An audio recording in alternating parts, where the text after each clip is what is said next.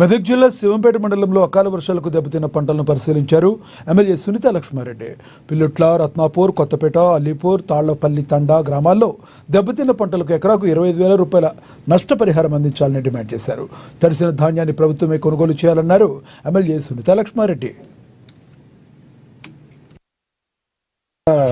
అకాల వర్షం కురిసి వడగండ్ల కురిచి పంట మొత్తం చేతికొచ్చిన పంటను 6 నెలలు కష్టపడి కంటికి రెప్పలా చూసుకొని ఎంతో బాధపడి ఇప్పటిదాకా తెచ్చిన పంట మొత్తము నేలపాలు అవడం జరిగింది.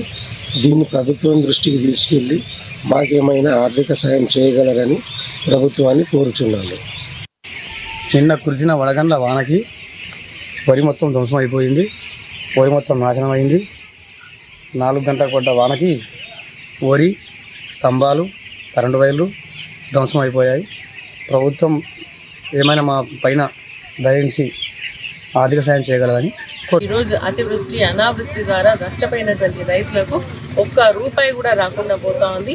కాబట్టి నేను ఈరోజు ప్రభుత్వాన్ని డిమాండ్ చేస్తా ఉన్నా, ఖచ్చితంగా నష్టపోయినటువంటి ప్రతి రైతు కుటుంబానికి 25,000 రూపాయలు ఎకరాకి ఇచ్చి వాళ్ళని ఆదుకోవాలని, మళ్ళీ నెక్స్ట్ ఇమీడియట్గా పంట పెట్టుకోవడానికి రైతు బంధు కూడా, ఎందుకంటే మొన్న ఈ ప్రభుత్వం వచ్చినాక 5 సార్లు రైతు బంధు వేయాల్సినటువంటి పరిస్థితి ఉంటే కనీసం ఒక్కసారి కూడా వేయలేదు. మొన్న కూడా 3 ఎకరాల వరకు వేసి అది కూడా సరిగ్గా వేయలేదు. కాబట్టి ఇప్పుడు రైతు బంధు కూడా వేయాలా, ఇమీడియట్గా నష్టపరిహారం కింద 25,000 రూపాయలు ఎకరాకి ఇవ్వాల్సిందిగా మేము డిమాండ్ చేస్తాం. రైతులందరూ కూడా పరామర్శిస్తున్నాం. అవసరమైతే ప్రభుత్వం కనుక స్పందించకపోతే రైతుల పక్షాన రోడ్లెక్కైనా సరే ప్రభుత్వం నుంచి ఒక నష్టపరిహారం ఇచ్చే విధంగా మేము వారి తరఫున పోరాటం చేస్తామని చెప్పేసి కూడా ఈ సందర్భంగా తెలియజేస్తాను.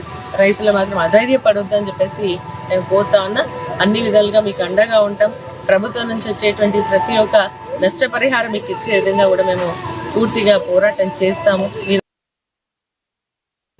సరైన కారణం లేకుండా సిజేరియన్ డెలివరీలు చేస్తున్న